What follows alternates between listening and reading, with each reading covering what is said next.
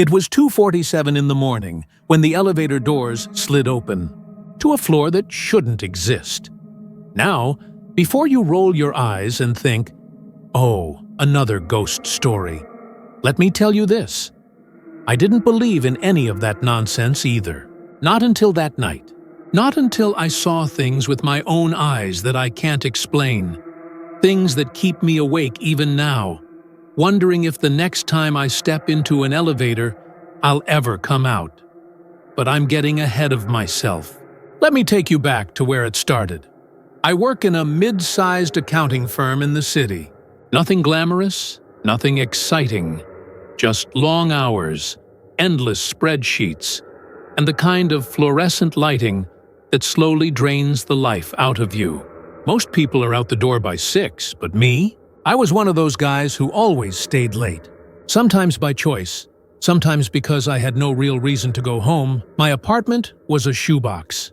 4 walls, 1 window, and a bed that always felt colder than it should.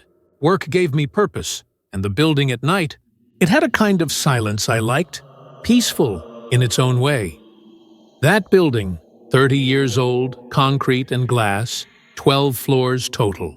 At least, that's what the company website said. I knew the place well. Every hallway, every copy machine that jammed if you looked at it wrong, every coffee pot that brewed something closer to tar than coffee. And I knew the elevator. It was an old thing, boxy and slow, with a dull brass panel and a faint buzzing sound that never went away. The kind of elevator that rattled a little when it started moving, like an old man clearing his throat before he spoke. People complained about it, sure, but it never failed. Never once in the 5 years I worked there. Until that night. I remember the way the office felt as I shut down my computer. The glow of the monitor faded, leaving me with nothing but the hum of the lights and the distant groan of the building's heating system. Papers scattered across my desk, deadlines breathing down my neck. But I couldn't stare at numbers anymore. My eyes burned. I slipped on my coat, locked up, and headed toward the elevator.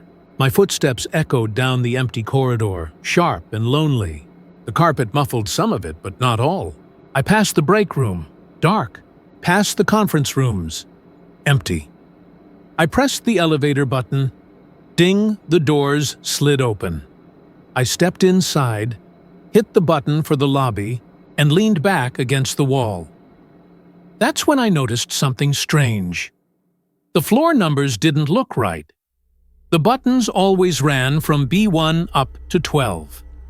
That night, though tucked neatly between 12 and the door open button, was another number. At first I laughed, out loud even. "Yeah, right," I muttered. Everyone knew our building didn't have a 13th floor.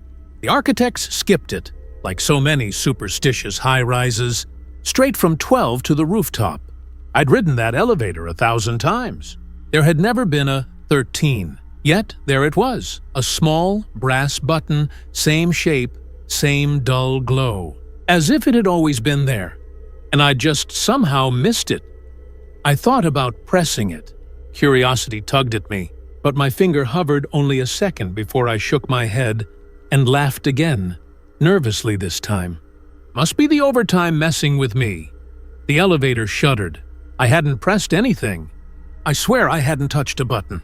But the car lurched upward, groaning as it rose past 9, 10, 11, 12.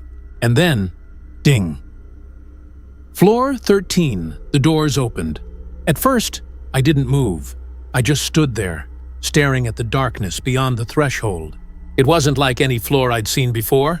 The hallway was long, impossibly long, stretching into shadows that swallowed everything. No lights hummed above. Just a dim glow, as though the walls themselves emitted a sickly gray haze. The air that drifted in felt wrong, cold, damp, carrying the faint scent of mildew and rust. I leaned forward, squinting. My heart thudded in my chest. The hallway was empty, but not the kind of empty you see in an office at night. No, this was emptier, as if no one had walked those halls in decades. The carpet was stained, the wallpaper peeled, And far, far down, I thought I saw something move. Just a flicker, like a shadow darting across the walls.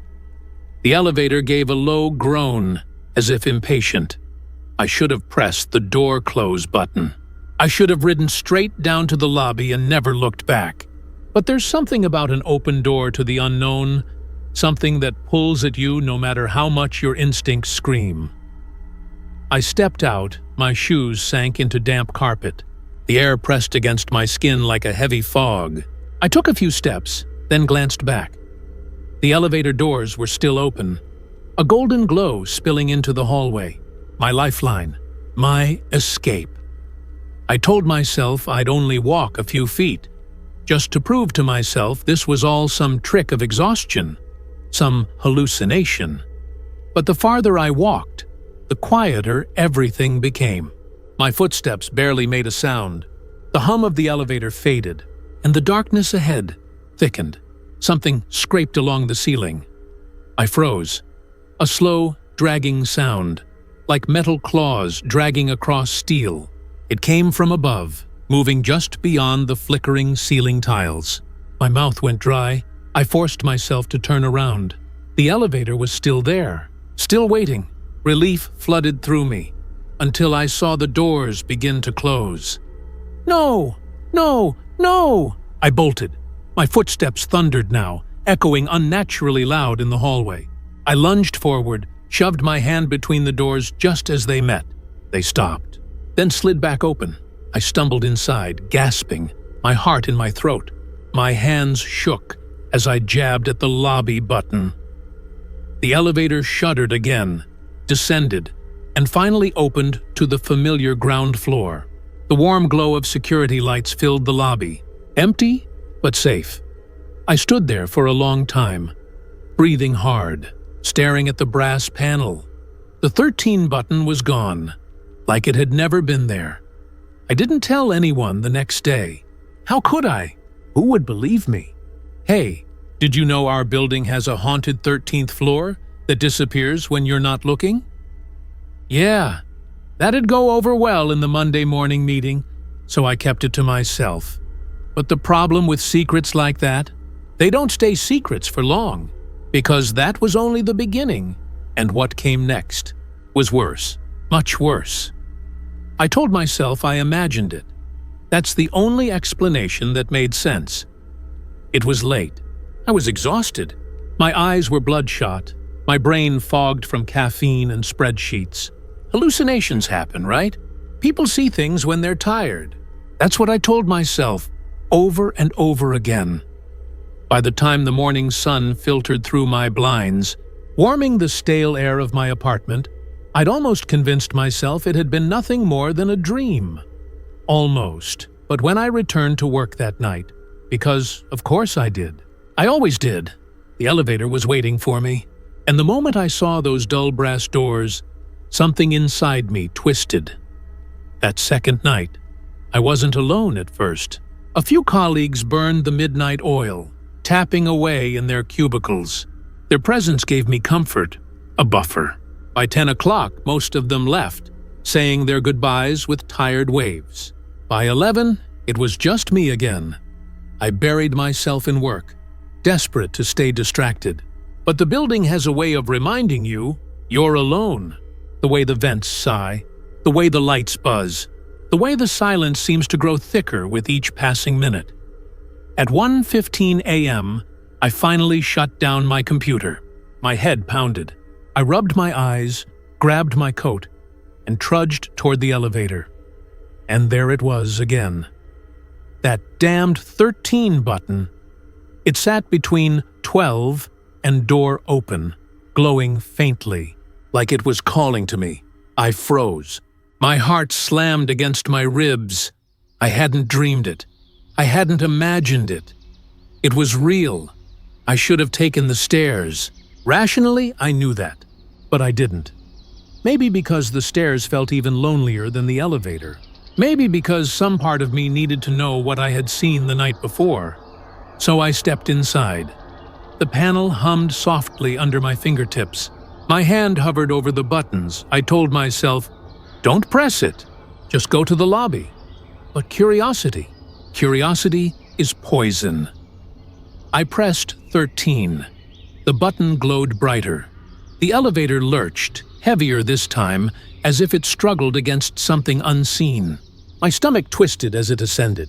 Past 10, past 11, past 12, ding floor, 13.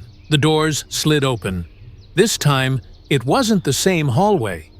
Gone were the water-stained carpets and peeling wallpaper.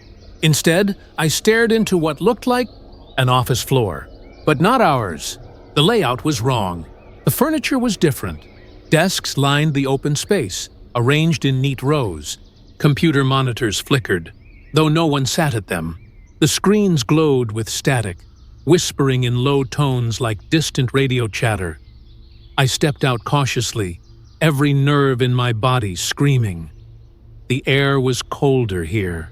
My breath puffed faintly before me. I walked past one of the desks. A coffee mug sat on it, cracked down the side, half filled with a liquid that had congealed into something black and tar-like. Papers scattered across the surface, covered in handwriting I didn't recognize. The letters twisted and looped into shapes that weren't letters at all. Symbols, maybe, or just scribbles from someone who'd gone mad. I picked one up. The paper was damp. My fingers came away stained with something dark. That's when I heard it. Typing. Soft. Rapid. The click-clack of a keyboard. I froze, listening. It came from the far end of the room. Slowly, I crept forward, weaving between desks. The sound grew louder, faster, desperate, almost frantic. I turned a corner and saw him. A man, sitting at a desk, hunched over, his fingers flying across the keyboard. His suit was torn, filthy, covered in stains. His head twitched with each keystroke, but I couldn't see his face. His hair hung in greasy strands, obscuring it. I swallowed hard. "Hey, you okay?" The typing stopped. The man froze. For a moment, silence pressed down on everything.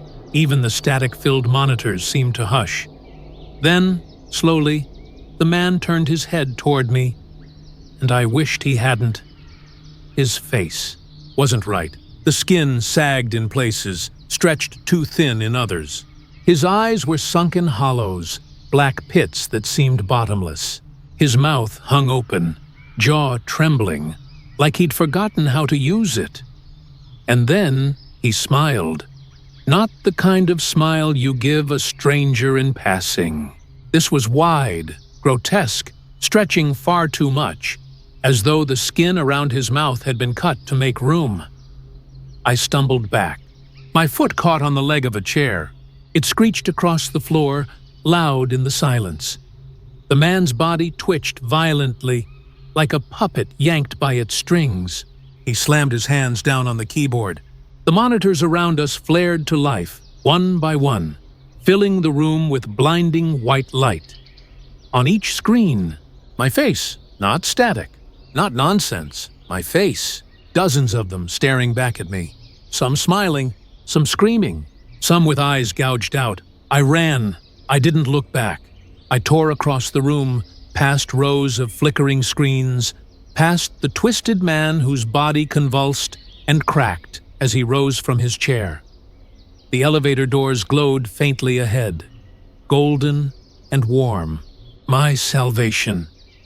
I hurled myself inside just as the man let out a sound I'll never forget. High-pitched, guttural, like a scream choked by water. The doors slid shut. The elevator descended. My chest heaved. My hands shook violently. I stared at my reflection in the dull brass of the doors, sweat slick on my face. When the doors opened to the lobby, I stumbled out, barely able to stand. And once again, the 13 button was gone. The next day, I searched for answers. I combed through old records, city archives, anything I could find about the building. Most of it was boring: construction dates, ownership changes, minor lawsuits. But then I found something, buried in a newspaper from 15 years ago. Fire on unfinished floor delays building opening. The article described how, during construction, a fire broke out on what was meant to be the 13th floor. Electrical fault, they said. No casualties, they claimed.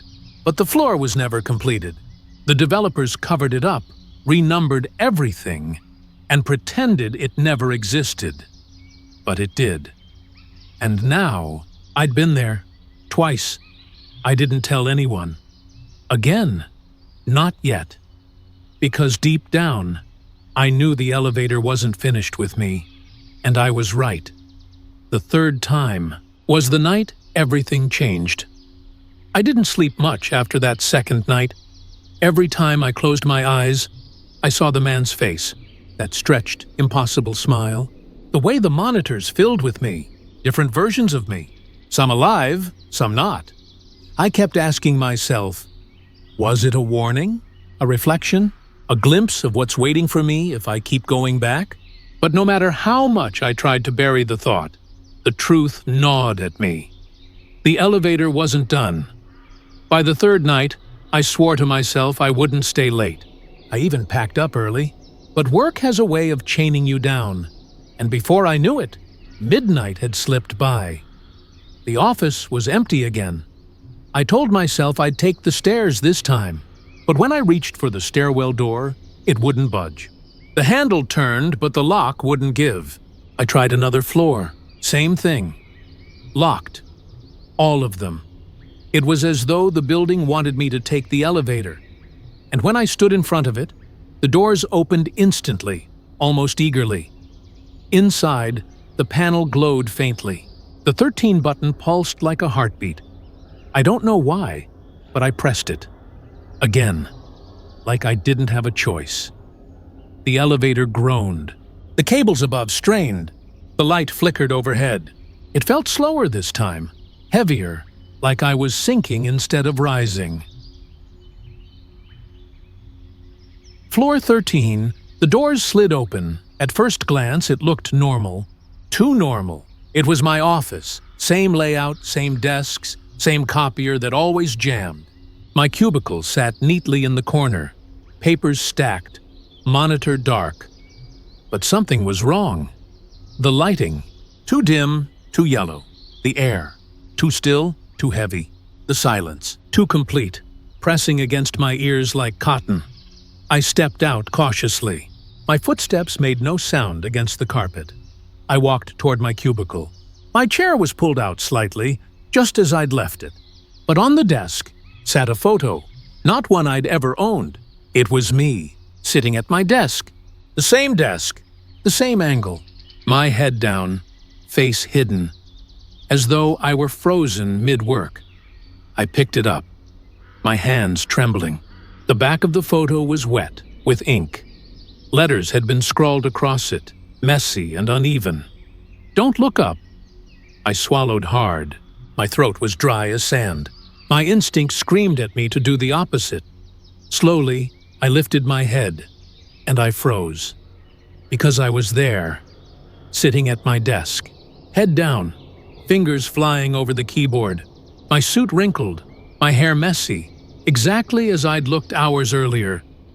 But it wasn't me. It couldn't be me. The figure's movements were jerky, mechanical, like someone had wound me up and let me loose.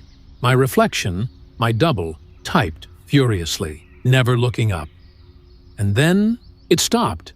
The fingers stilled, the shoulders tensed. Slowly, painfully, the head lifted, and the face that turned toward me wasn't mine. Not exactly. The skin was pale, the eyes sunken, ringed in bruises. The mouth split wider than it should, the lips cracked and bleeding. It smiled, and I felt something break inside me. The air turned sharp, filled with the sound of scratching. At first I thought it was the figure at the desk, but then I heard it all around me. The walls, the floor, the ceiling. 1,000 tiny claws scraping closer and closer.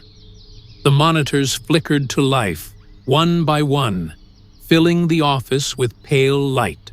Each screen showed me again, different versions, just like before.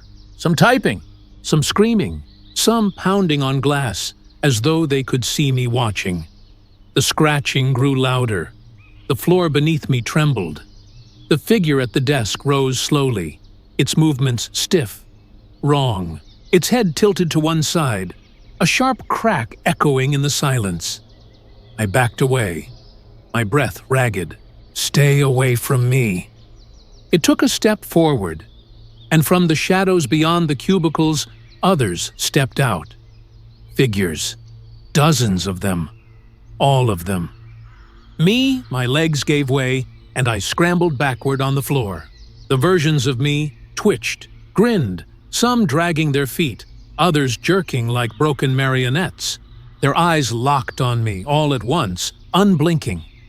I bolted. I sprinted through the maze of cubicles, monitors flashing my reflection, whispers rising like a chorus. My name, over and over again, whispered in voices that weren't quite mine.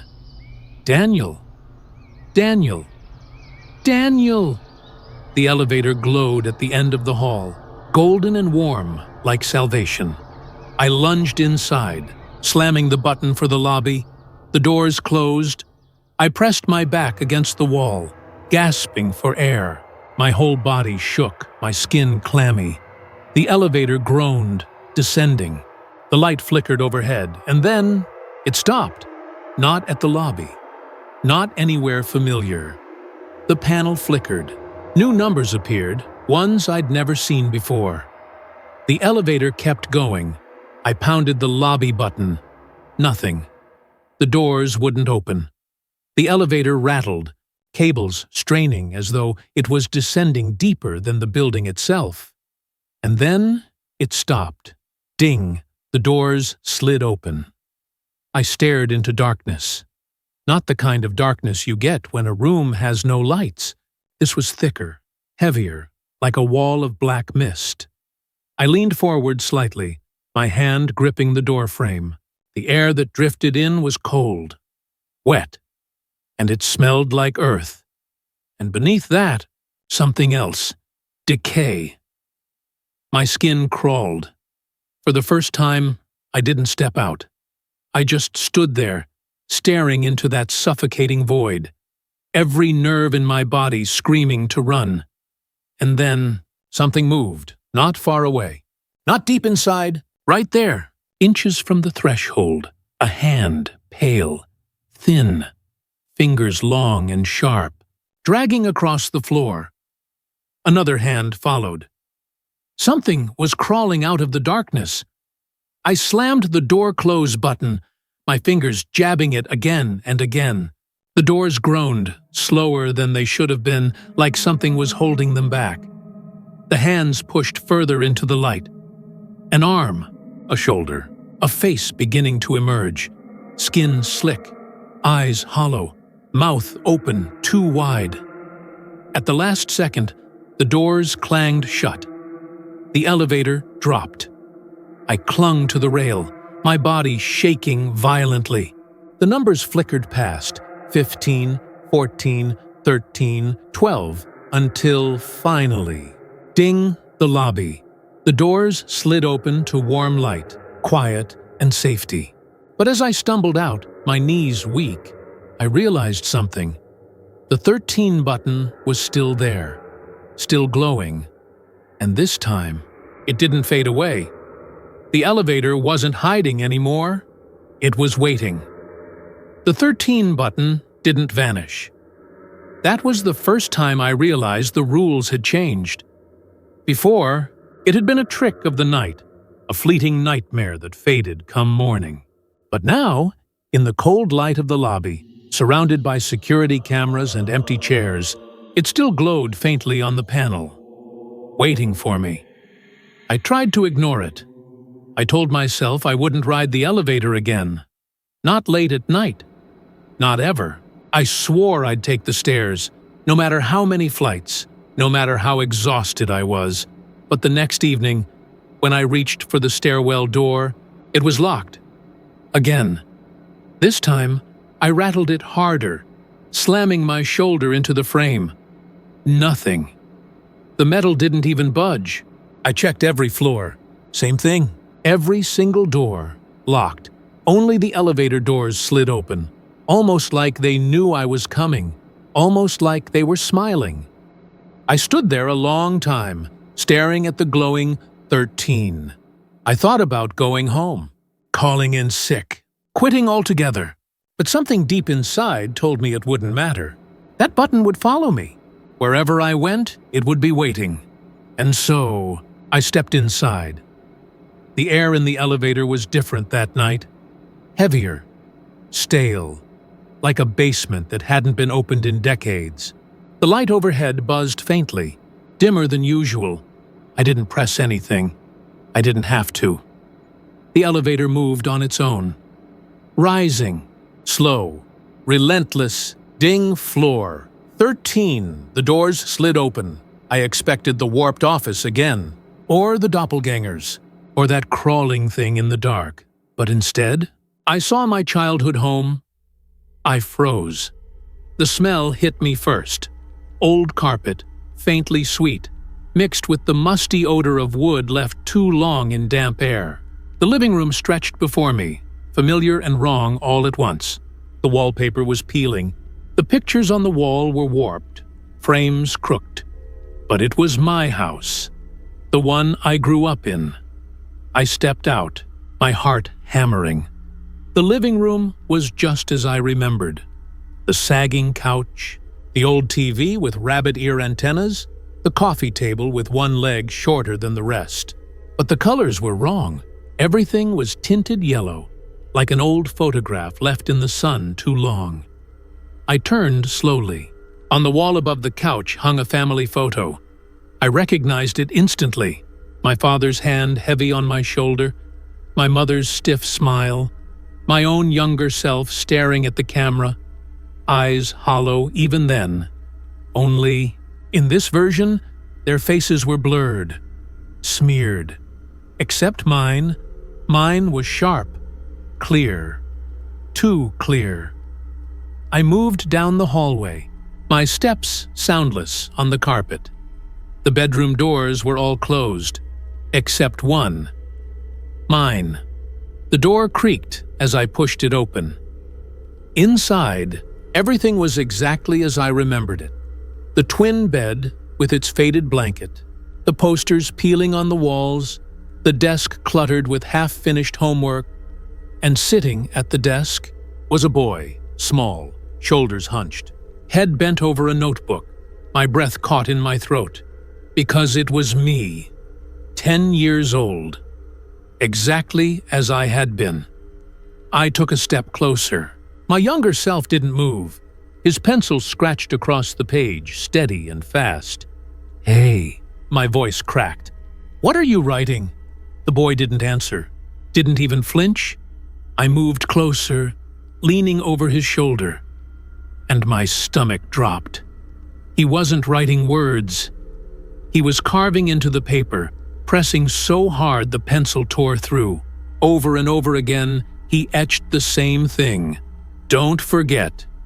The letters filled the page, gouged deep, written hundreds of times. I staggered back. The boy's hand stopped. Slowly, his head turned. And when he looked at me, his eyes weren't mine. They were black. Completely black. The lights flickered. The air thickened. The boy's mouth opened, slow and wide, far wider than it should have, until the skin cracked and bled. A guttural sound poured out, deep and wrong, vibrating through the walls. I stumbled backward, slamming into the door frame. The hallway behind me had changed. The doors along it were open now, and in each doorway stood a figure. My parents, my sister, my grandparents, all of them. But their faces were blurred, smeared shadows, like the photo in the living room. Their bodies twitched, heads lolling as though they hung by invisible strings. They whispered my name, over and over again. I bolted down the hall. The walls stretched, elongating, each step taking me nowhere. My family's whispers rose into a chorus, echoing through the house. pounding in my skull. At the end of the hall, the elevator doors glowed faintly. I lunged inside, slamming the panel. The doors closed, muffling the whispers. The elevator shuddered. Descending, I pressed against the wall, shaking violently, my breath shallow. When the doors opened to the lobby, I stumbled out, collapsing onto the tile floor. I stayed there a long time, gasping, trembling, and when I finally lifted my head, the lobby wasn't the lobby anymore. The chairs were there, but rotten. The front desk, but broken. The security cameras, shattered. The lights above flickered, some hanging loose, wires sparking faintly, and the air smelled of mildew and rot. I spun in circles, panic choking me. The lobby wasn't the lobby. It was another floor, another trap. And when I turned back, the elevator doors were already closing. Sealing me in. That was the night I realized. Something terrifying. I wasn't just visiting the other floors anymore. They were bleeding into mine. The air was heavy. Every breath felt wrong, like I was inhaling dust that had been sealed away for centuries. The lobby looked the same at first glance. The reception desk, the marble floor, the potted plant in the corner. But the longer I stared, the more it bent out of shape. The plant wasn't green anymore. Its leaves were brittle and black, curled like burnt paper. The marble floor had cracks running through it, veins spreading like spiderwebs. And the reception desk wasn't wood, it was bone. I staggered back, my shoes scraping against the warped tile. My heart pounded. This wasn't possible. It couldn't be real. But it was. The whole floor pulsed faintly, like it was alive. And then I heard it. The sound, a faint, dragging noise, something moving just beyond sight. I spun toward the elevator. The doors were shut, the panel dark, no glowing buttons, no familiar ding, just cold metal. I pounded my fists against it. Open! Come on, open! The doors didn't move. I slammed harder. My fists bruised. I screamed until my throat was raw. And that's when the lights flickered. For a split second, the lobby wasn't a lobby anymore. It was a corridor. Narrow. Endless. Lined with doors. The walls peeled, plaster dripping like wax. The ceiling sagged, water stains spreading wider and wider. And from behind the doors came whispers. Low, breathy voices, pressing against the walls like they wanted out. I froze. The whispers weren't in any language I knew.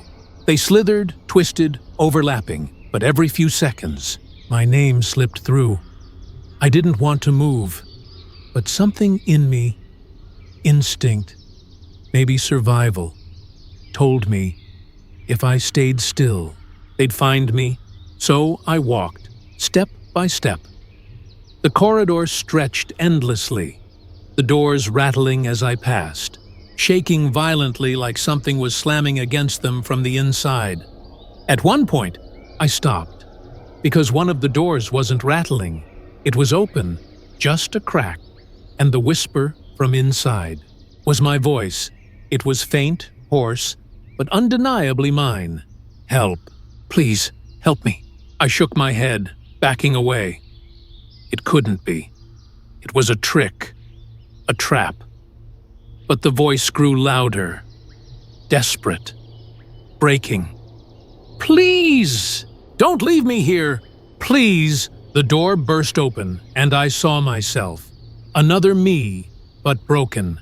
His skin pale, stretched thin. His eyes bloodshot, ringed with black. His lips cracked, bleeding. His clothes shredded. He stumbled toward me, reaching out with trembling hands. They won't let me leave, he rasped. It never ends. Don't go! Don't! His face twisted, suddenly grotesque, flesh bubbling like wax melting. His mouth split wide, skin tearing, until it stretched from ear to ear. And then he lunged. I screamed, shoving him back. He hit the wall with a sickening crack, his body contorting unnaturally. But instead of falling, he crawled, fast, jerking like a broken puppet, his limbs bending the wrong way. I bolted down the hall, running faster than I ever thought possible. The corridor warped as I moved, doors stretching taller, walls bending inward, ceiling pressing lower. The whispers grew deafening, a chorus of voices shrieking my name. And then I saw it. The elevator. At the very end. It glowed faintly, the only source of light in that endless dark corridor. I sprinted, lungs burning, legs shaking. Behind me, the other me shrieked, an inhuman sound clawing across the floor. Gaining, I threw myself into the elevator, slamming the close button. The doors inched together, painfully slow. The thing screamed, hurling itself at me, and the doors shut. The elevator dropped. I collapsed against the wall, gasping, my body trembling violently. The panel flickered. Buttons lit up. All of them. Every number, every floor, glowing at once, except one. One button at the very bottom, glowing brighter than the rest. Floor. 1, I swallowed hard. The elevator shook, groaning as it descended deeper than it ever should have. Lower, lower, past the basement, past anything that should exist. Into the dark. When the doors opened, I didn't move at first. I just stared. Because it wasn't a floor. It was an abyss. A vast, empty blackness stretching forever. The floor beneath was rough stone, cracked and uneven. The air was freezing, each breath burning my lungs. And far in the distance, I saw doors, hundreds of them, scattered across the darkness, standing alone without walls, without support. Each one glowing faintly, whispering softly, like the corridor. But endless, I stepped out, legs trembling. The elevator doors closed behind me with a heavy thunk. I spun, pounding on them. They didn't open, and the whispers grew louder. From all the doors at once, calling my name. That was when I realized, the building isn't just alive, it's infinite, and I'm trapped inside it.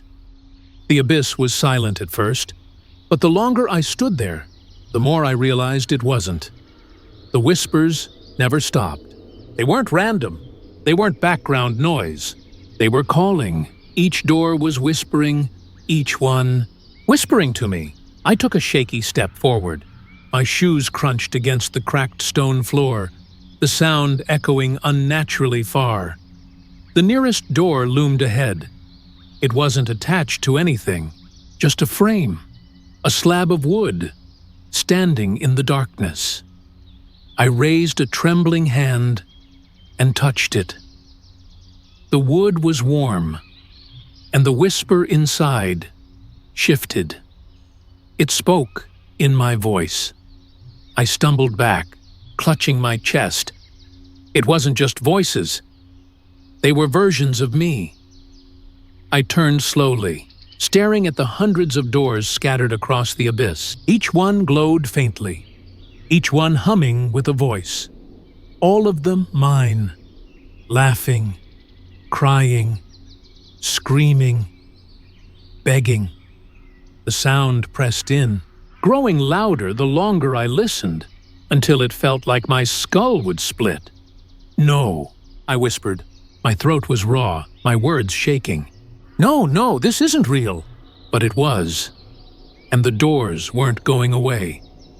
I forced myself forward, past the first door, then another. Each one whispered differently. One voice wept, low and broken. "You shouldn't have left. You shouldn't have left." Another laughed, manic, echoing, "You'll never get out." "You'll never get out!" Another screamed, over and over, so loud I had to cover my ears. I kept walking, deeper into the abyss, hoping one door, just one, would be different.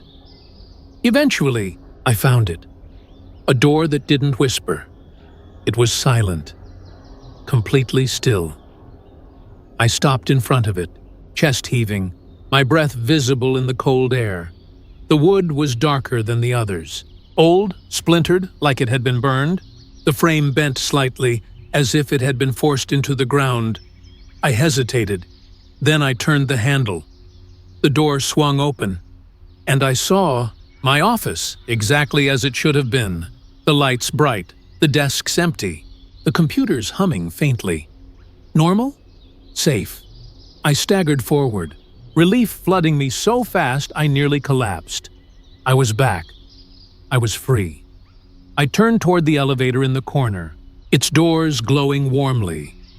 And then I stopped, because something was wrong. On the far wall hung a clock. It ticked steadily, hands moving in perfect rhythm. But the numbers weren't numbers. They were tally marks. Dozens of them. Hundreds. Scrawled in messy lines, bleeding into each other, and written beneath them, in jagged letters, "You never left." I froze. My stomach twisted, bile burning my throat. The office flickered, the walls peeled, the desks warped, the ceiling sagged. And then the lights died. The whisper returned, not from the abyss, from the office itself, from every desk, every chair, every shadow. My name over and over, rising into a scream. I spun toward the door I had entered through, but it was gone, sealed shut, trapped. I bolted for the elevator, slamming the button. The doors slid open, light spilling out. I dove inside. The panel lit up, every floor number again, all glowing. But one was brighter, a single button marked with my name. I stared at it, my hands trembling. The whispers outside grew louder, pounding against the elevator walls, rattling the metal. I didn't want to touch it. But the button pulsed faintly, like a heartbeat, and the elevator didn't move, not until I pressed it.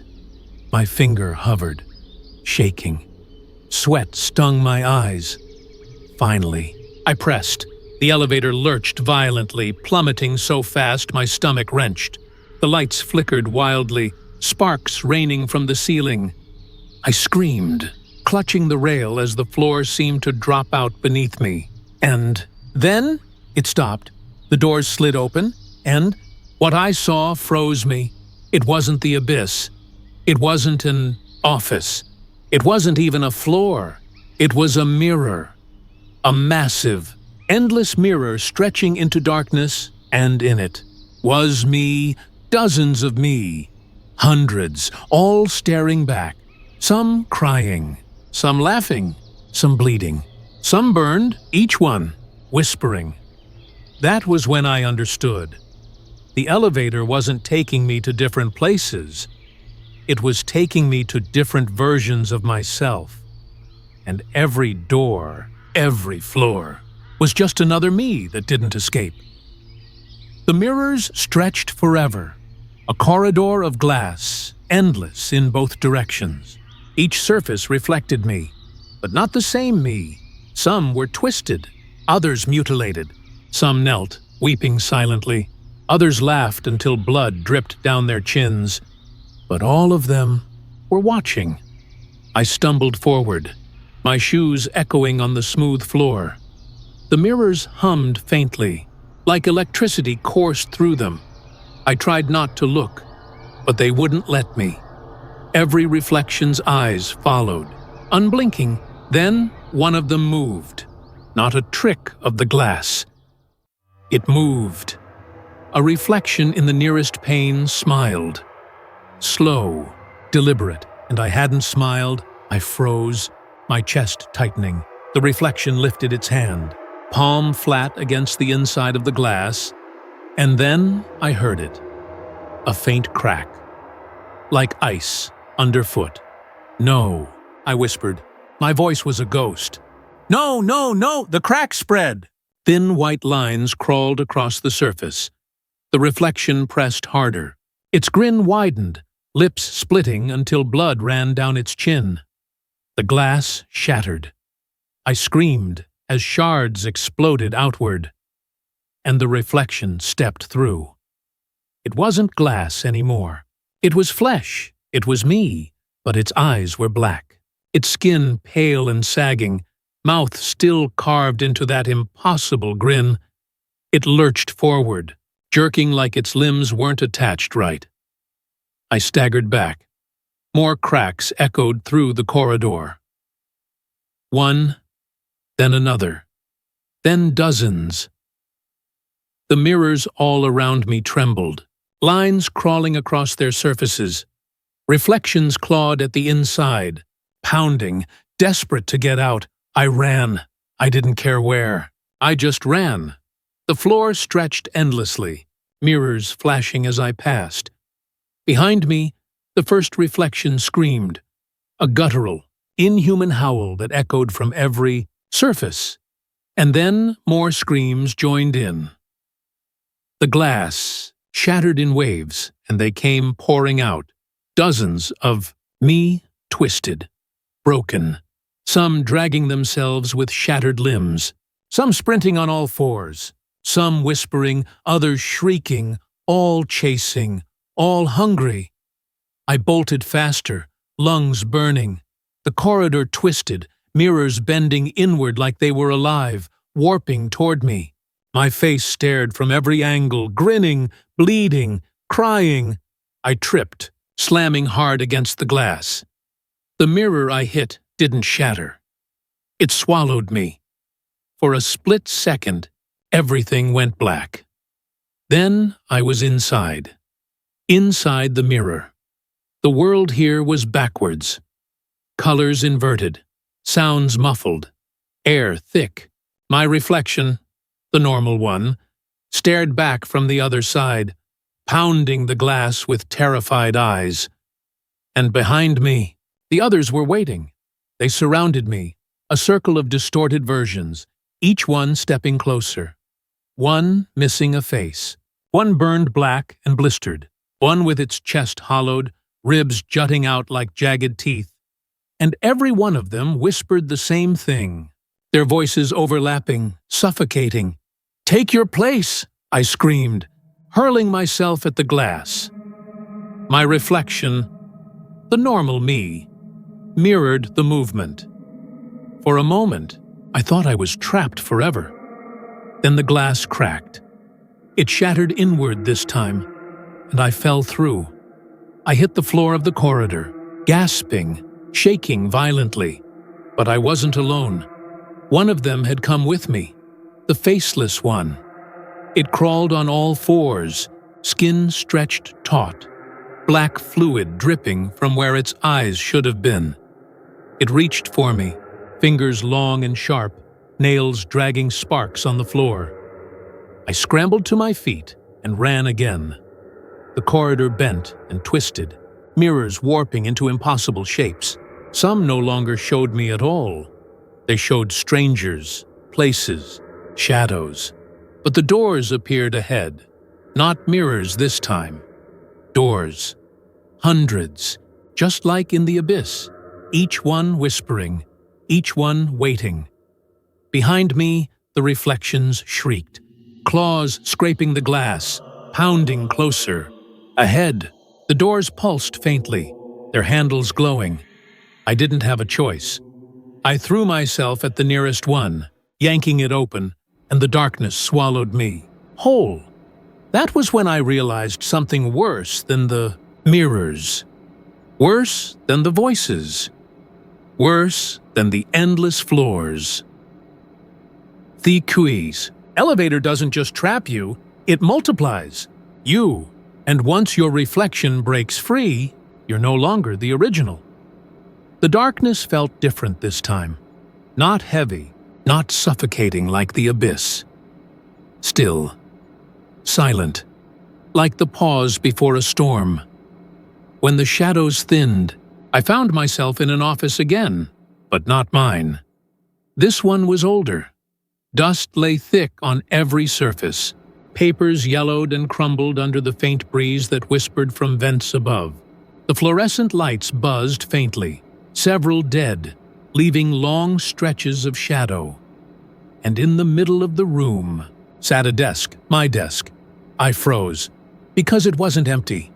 Someone was sitting there, head bowed, shoulders slumped. A man. No, not a man. Me, older. His skin sagged, pale and gray. His hair thin, greasy, clinging to his scalp. His hands trembled as he clutched a stack of papers, scribbling something in jagged strokes. I stepped closer.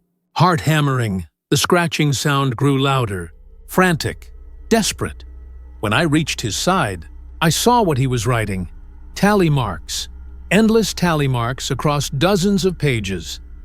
His lips moved silently as he scrawled, muttering numbers, counting, recording, measuring. Time, I whispered. What are you doing? The older me froze, his head turned slowly, bones creaking with the movement. And when his eyes met mine, my blood turned to ice. They weren't eyes anymore. They were hollow sockets, black pits that seemed to stretch forever. His lips peeled back in a smile too wide for his face. You came back. I stumbled back, shaking my head. No, I don't. But he slammed a hand on the desk. The sound echoed like a gunshot. The papers scattered, tally marks fluttering like dead leaves, and beneath them, carved deep into the wood, were words. You never leave. The lights flickered. The older me stood, his body jerking like his joints no longer worked right. His neck bent at an impossible angle, head lolling to the side. He whispered, voice low, guttural, as if pulled from the bottom of a well. I'm what you become. The walls groaned. Cracks spread through the ceiling. The floor split.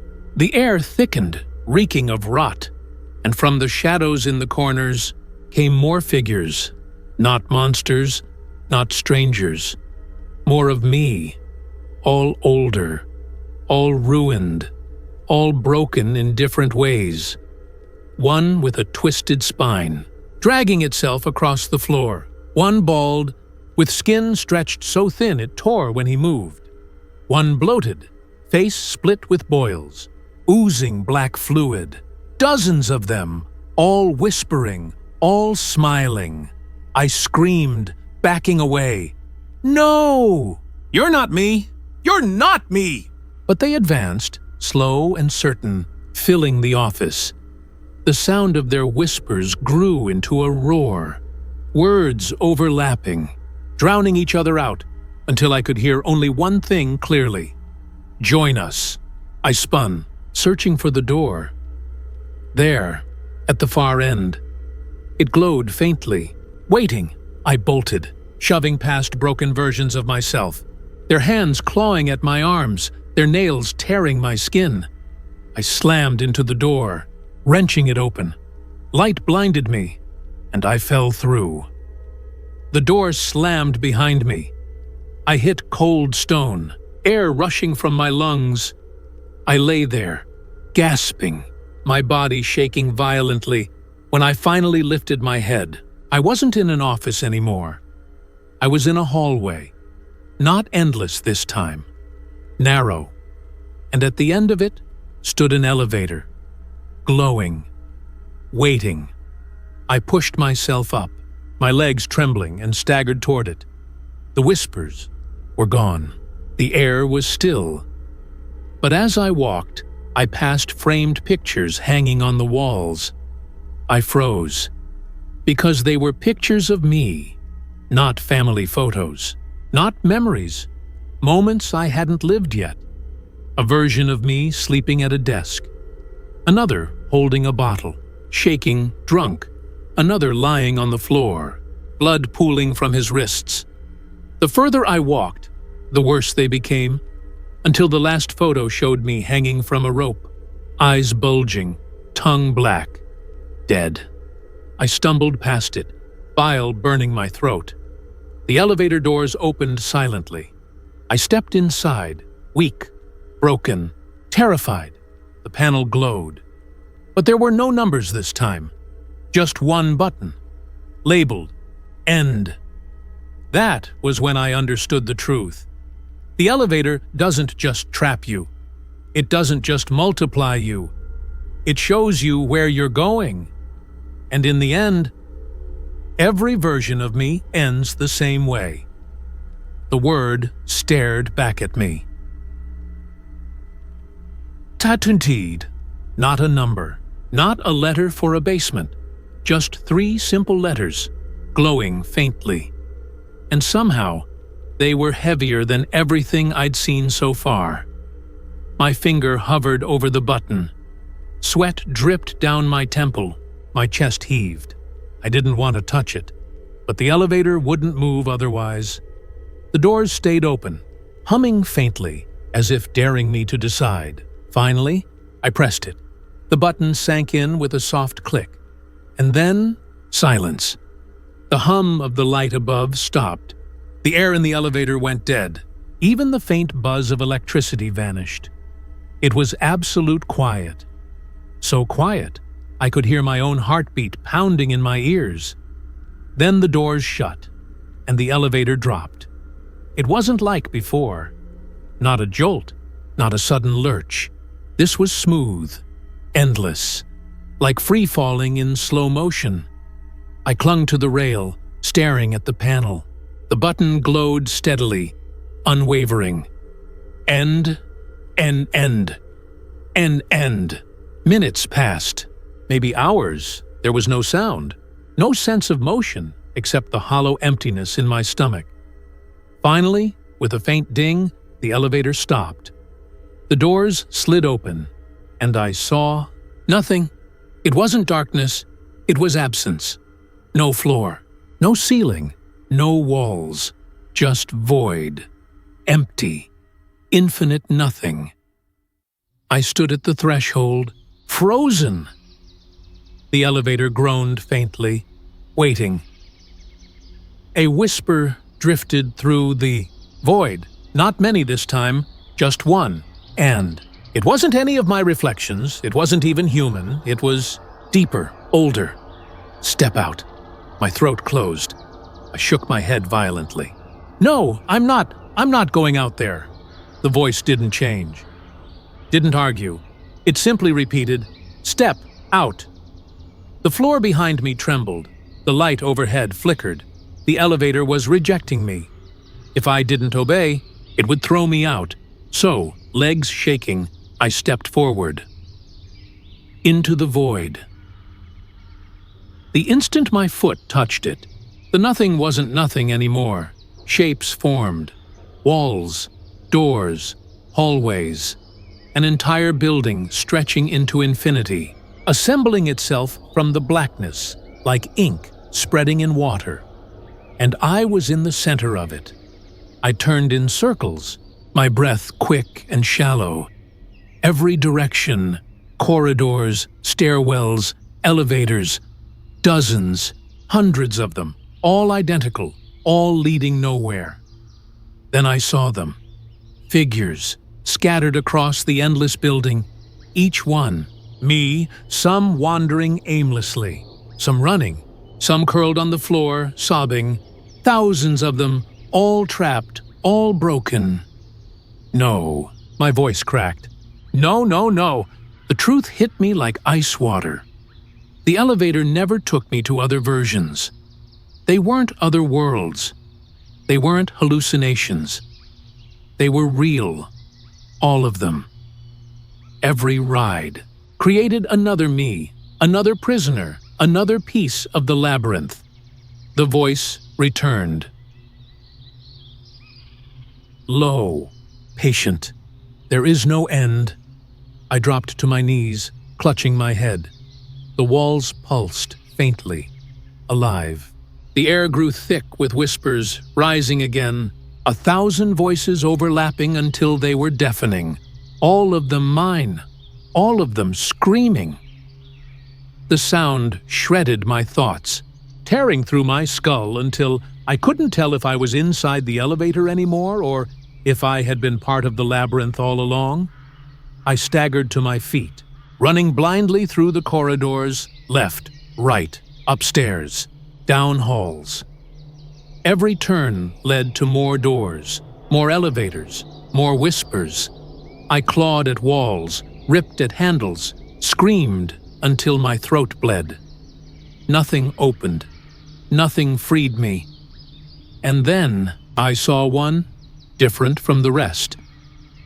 At the end of a long corridor, glowing faintly, a single elevator stood open. Inside, the panel was dark. No buttons, no end, just empty. Waiting. I stumbled toward it, legs barely holding me. Maybe this was it. Maybe this was the way out. I collapsed inside, falling to my knees. The doors slid shut. The elevator didn't move. It didn't hum. It just sat in silence. And in that silence, I realized something worse than everything else. Maybe I hadn't pressed end at all.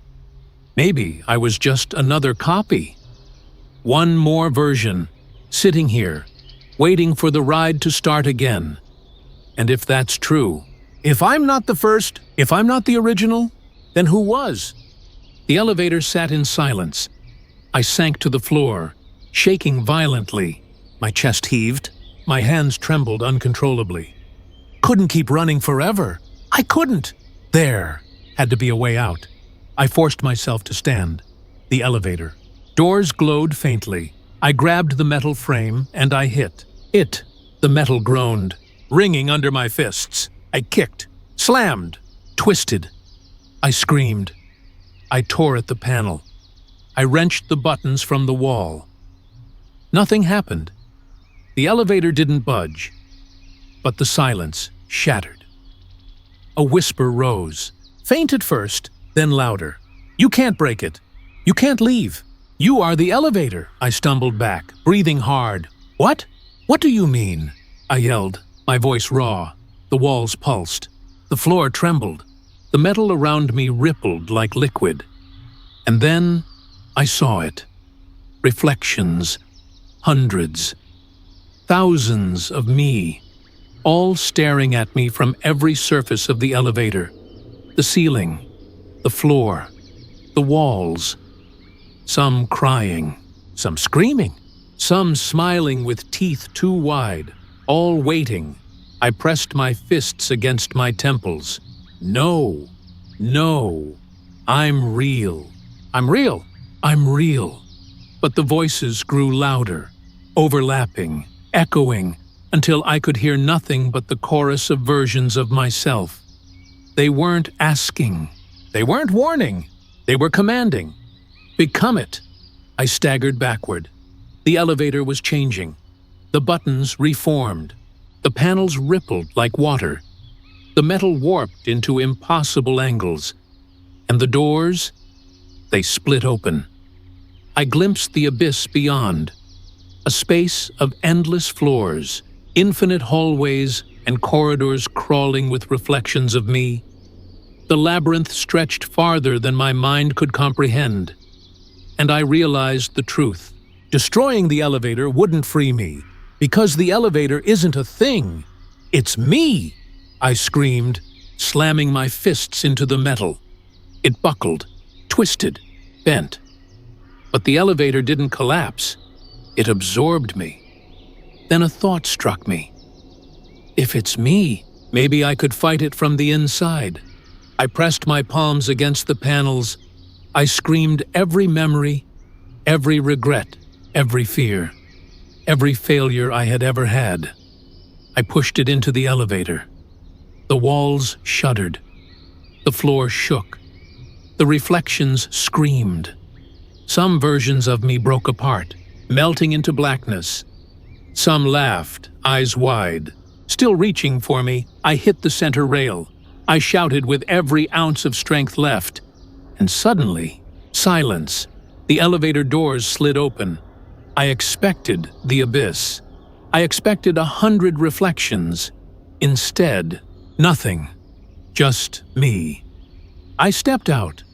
The hallway stretched familiar, normal. The lighting was steady. The air smelled clean. The elevator behind me hummed faintly. And then it disappeared. I sank to the floor, exhausted, trembling. Maybe I'd won. Maybe I'd broken it. Or maybe it was waiting. Somewhere else. Somewhere deeper. And the whisper lingered in my mind. Soft, patient, inevitable. The ride never ends.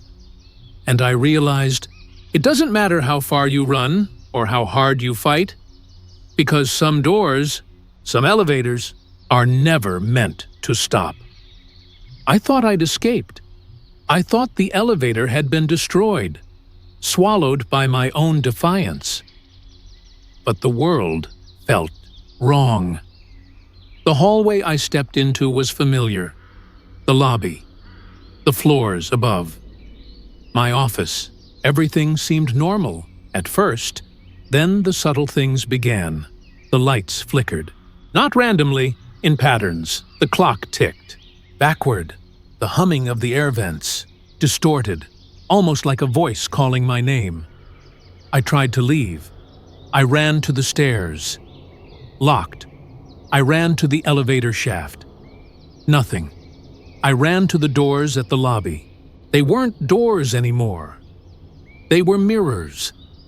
And in those mirrors, reflections, not me. Not exactly. Something else. A version of me, smiling. The same impossible grin I'd seen in the abyss. The same black eyes. Its voice slithered into my head. Soft. Patient. You can't leave. Panic rose. I ran blindly through the lobby. The walls stretched. The floor warped. Every corner became a hallway. Doors multiplied around me. The whispers returned. Thousands of them, echoing in every direction. Step in, take your place. And then I heard it. Not a whisper. Not a scream. A voice. My voice. But older. Broken. Shattered. It came from behind one of the glowing doors. I didn't want to open it. I couldn't. But my curiosity, my horror, forced me. The door swung open. Inside. The elevator. Not just the elevator.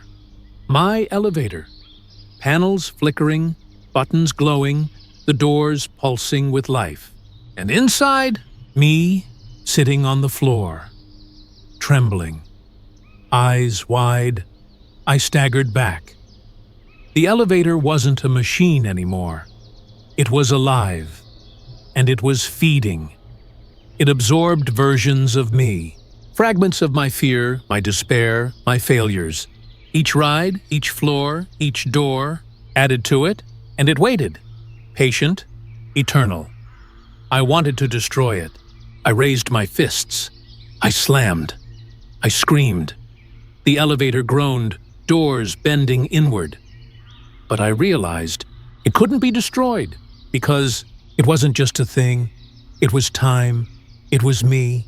It was infinite, and it would never stop. And I understood the final truth. The elevator isn't a building. It isn't a trap. It ETUIs. Isn't even alive. It's inevitability. The inevitable fear, despair, and decay inside every version of me, and every version is already riding it. I stepped back, hands trembling. The elevator's doors opened wider, inviting me. And I realized I had no choice. Every path I tried led to it. Every floor I avoided returned me to it. Every escape created another version to ride forever. I entered.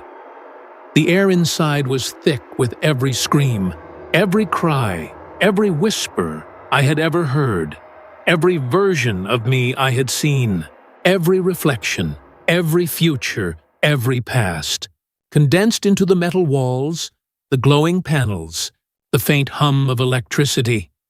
It was alive. It was waiting. It was me. I pressed a button. Any button. They all glowed. I didn't care. The elevator lurched violently, faster than anything I had experienced. The floors flashed past. I saw glimpses. My office, my childhood home, the abyss, the mirror corridor, my older self counting tally marks, the versions of me screaming, all of it collapsing, folding in on itself. And then silence. The elevator stopped. Doors slid open. I stepped out. It was nothing. No lobby, no abyss, no corridor, just darkness. And in that darkness, whispers, thousands of them, all mine, all alive. I screamed, I ran, but there was nowhere to go. No stairs, no doors, no walls, just the endless void. The elevator waiting. The ride never ends. I realized then, there is no escape. There is no end. There is only the elevator. Thanks for watching this terrifying, scary story. Hoped you liked it. If you watched till the end, please comment "end" so that we could understand you were with us till the end. If you've ever had a creepy experience, let us know in the comments below. We'd love to hear your stories. As well as, please let us know, where are you watching from? Don't forget to like, share, and subscribe for more spine-chilling tales. Last but not the least, before leaving, please check out the horror story ebook. Link in the description. See you in the next one. Until next time, stay safe and stay out of the shadows. Good night.